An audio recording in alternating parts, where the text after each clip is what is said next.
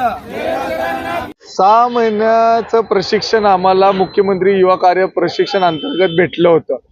6 महिन्याचं प्रशिक्षण आमचं आता संपुष्टात आलेलं आहे.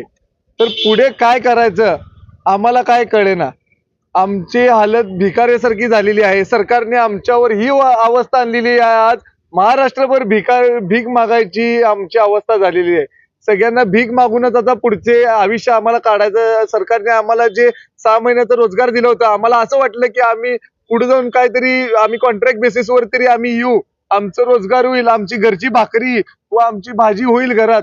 पण 6 महिने संपुष्टात आल्यामुळे आम्हाला काय कळेना आता काय करावं. त्यामुळे आम्ही भीक मागू आंदोलन आज आम्हाला या सरकारने आणलेलं आहे. कशा प्रकारे यापुढची मागणी असणार आहे? आमची मागणी अशीच आहे की फक्त आम्हाला कॉन्ट्रॅक्ट बेसिसवर तरी रुजू करावं.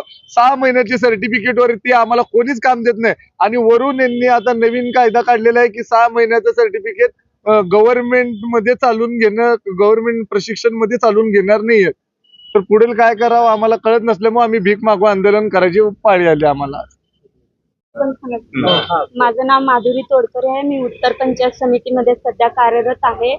6 महिन्यापुरतं कालावधीपुरतं आम्हाला शासनाने रुजू करून घेतला आणि रोजगार दिला. त्यानंतर ना आमचं जे काही रोजीरोटी आहे ते हिसकावून घेतलेलं आहे. आमच्या कोणत्याच मागण्या ते मान्य करत नाहीत. वारंवार आम्ही आंदोलन करून देखील आम्हाला सहाय्य करत नाही. म्हणजे इतकं कसं काय निर्दयी हे आमचं सरकार झालेलं आहे. आमच्या जीवावरच निवडणूक आहे आणि आम्हाला आमिष दाखवून सर्व प्रकारची एक दिशाभूल करून निवडून आलेत पण आमचा विचार देखील हे करीना झालेत. आम्ही वारंवार आंदोलन करतो, आमच्या मागण्या मांडतो शासनापुढे,